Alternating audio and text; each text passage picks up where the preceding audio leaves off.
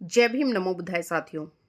साथियों, आज एक बात तो साबित हो गई है कि जीते जी अंबेडकर इतने खतरनाक नहीं थे जितने खतरनाक आज इन नारंगी सतरंगी और भगवाधारी लोगों के लिए हो गए हैं।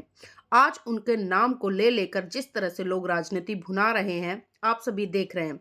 साथियों, कल आपने देखा होगा जिस तरह से पूरे भारत में अमित शाह के स्टेटमेंट के बाद हाहाकार मच गया और अमित शाह ने जो बात कही उसको लेकर लोगों में कहीं ना कहीं आक्रोश है। लेकिन मैं धन्यवाद देना चाहूंगी अमित शाह को कि उनकी एक स्टेटमेंट ने तमाम करोड़ों लोगों अम्बेडकरवादियों की आंखें खोल दी और उन लोगों की आंखें भी खोल दी जो कहीं ना कहीं बाबा साहब का नाम सिर्फ अपनी राजनीति के लिए लेते थे। और एक बात और यहाँ पर साथियों मैं अवगत करा दूं कि जो लोग आज बाबा साहब की तस्वीर उठाकर आंदोलन कर रहे हैं, बाबा साहब की जय जयकार कर रहे हैं, संविधान के माध्यम से अपने आप को बता रहे हैं कि हम इस देश के शासक बने हैं या हम मुख्यमंत्री बने हैं, विधायक बने, मंत्री बने हैं, तमाम नेता आपको ये कहते हुए 2 दिन से लगातार सुनाई दे रहे होंगे।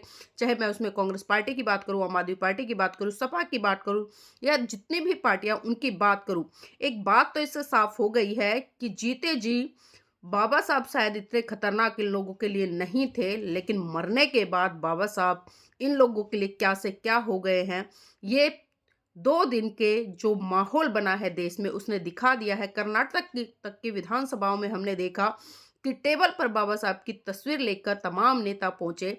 तो इसी से समझ सकते हैं कि बाबा साहब आखिर क्या है। और बाबा साहब कोई फैशन नहीं है, बल्कि बाबा साहब एक ब्रांड है, एक क्रांति है, एक ज्वाला है, एक सिद्धांत है। और जिन लोगों ने बाबा साहब को पढ़ा है वो अच्छे से समझ सकते हैं कि बाबा साहब क्या है। लेकिन साथियों, मैं यहाँ पर एक बात और कहना चाहूंगी कि आज जितने लोग बाबा साहब के सम्मान में सड़कों पर उतर रहे हैं, अगर आपको इन सत्ताधारी को जवाब देना है तो आप एक झटके में हिंदू धर्म को छोड़कर बौद्ध धर्म की शरण में चले जाइए। देखिए पूरे देश में किस तरह से अगर हाहाकार न मच जाए तो आप मेरा नाम बदल दीजिए, क्योंकि ये लोग डरते हैं परिवर्तन से। और परिवर्तन खाली माफी मांगवाने से नहीं होगा, परिवर्तन खाली त्यागपत्र देने से नहीं होगा अमित शाह के, बल्कि परिवर्तन आपके तहत होगा। आपने उस हिंदूवादी व्यवस्था को लात मारकर अगर जमीन में मिलाने का काम कर दिया तो साथियों देखो, ये सरकार भी मुंह के बल आएगी। और जिस तरह से ये सावरकर का गुणगान करते हैं और जिस तरह से बाबा साहब के साथ में सावरकर का नाम जोड़ रहे हैं, तो ये पता चल जाएगा इनको कि सावरकर की धूल भर भी औकात नहीं थी बाबा साहब के नखून के बराबर। तो ये लोग बाबा साहब का नाम लेना भी छोड़ देंगे।